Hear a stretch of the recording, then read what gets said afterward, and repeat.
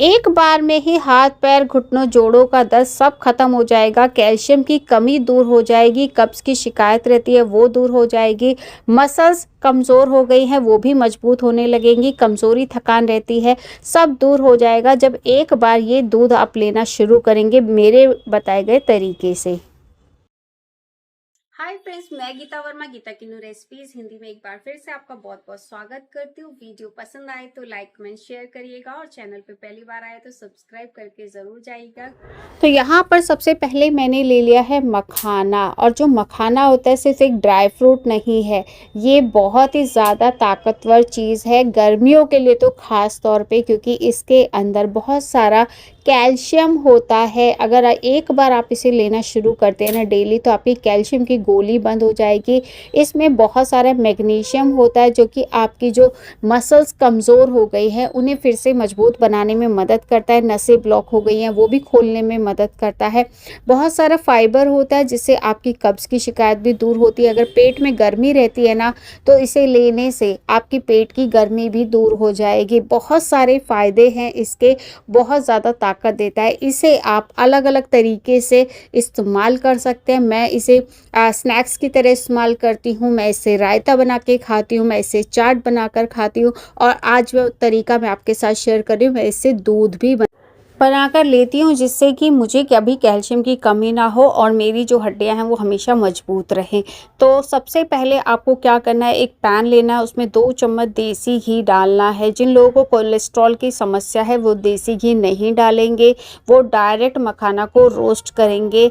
और जिन लोगों को कोई भी दिक्कत नहीं है घी से, तो वो लोग घी इसमें ज़रूर डालें, क्योंकि घी जो होता है ना, आपकी घुटनों की जो ग्रीस ख़त्म हो गई है उसे फिर से बनाने में मदद करता है, हड्डियों को मजबूत बनाता है। 2 चम्मच घी डालने के बाद मैंने इसमें ये मखाना डाल दिया है। मखाने को 3 से 4 मिनट धीमी धीमी आंच पे चलाते हुए आपको रोस्ट करना है, और इस तरीके से आप इसे ज़्यादा क्वांटिटी में भी बनाकर रख सकते हैं।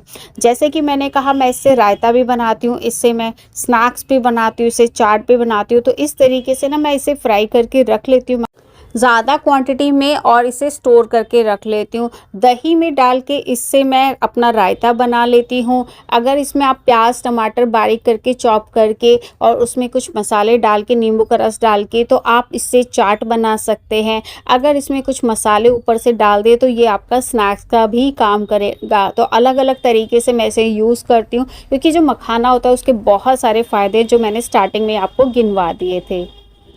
अब अगली चीज़ जो हमें लेनी है वो है भुना हुआ चना, जिससे बनता है सत्तू। और गर्मियों में हर किसी को आपने देखा होगा सत्तू ड्रिंक पीते हुए। अब चने के क्या फ़ायदे हैं, इसमें बहुत सारा प्रोटीन होता है जो कि हमारी मसल्स को स्ट्रॉन्ग बनाता है।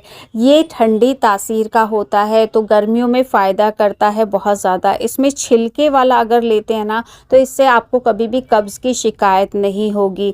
तो मैं हमेशा छिलके वाला भुना हुआ चना इस्तेमाल करती हूँ। आपको किसी भी परचून की दुकान पे आराम से ये मिल जाएगा, नहीं तो जितनी भी चीज़ें हैं सबका मैं ऑनलाइन लिंक दे दूँगी, आप वहाँ से ये चीज़ें मंगा सकते हैं। तो यहाँ पे मैंने जितना मैंने मखाना लिया था ना, उसी अंदाज से मैंने बराबर मात्रा में यहाँ पर भुना हुआ चना ले लिया है। आपको दोनों ही चीज़ें इसी क्वांटिटी में लेनी है जितनी मैं बता रही हूँ। और ये जो चना है ना, इसे भी आप अलग अलग तरीके से यूज़ कर सकते हैं। जैसे इसे पीस के सत्तू बना लीजिए, सत्तू की ड्रिंक बना सकते हैं, चना वैसे रोस्टेड खा सकते हैं। तीसरी चीज़ जो हमें यहाँ पर लेनी है वो है गोंद कतीरा। अब बहुत सारे लोग कंफ्यूज होते हैं, भाई गोंद कतीरा क्या है, और जो सर्दियों में हम गोंद के लड्डू बनाते हैं क्या ये वही है? तो ऐसा बिल्कुल नहीं है। जो हम लड्डू बनाते हैं ना, वो होता है गोंद बबूल या फिर गोंद कीकर बोला जाता है। वो गर्म तासीर का होता है, क्योंकि सर्दियों में हमें ठंड लगती है तो हम उसके लड्डू बनाते हैं ताकि हमारे शरीर में गर्माहट रहे और हमारी हड्डियां मजबूत हो। ये वाला जो गोंद है ना, ये भी हमारी हड्डियों को मजबूत बनाता है, पर ये ठंडी तासीर का होता है। इसे गोंद कतीरा बोला जाता है, और गोंद कतीरा के नाम से अगर लेने जाएंगे ना, आप बोलेंगे तो ये आपको आसानी से मिल जाएगा।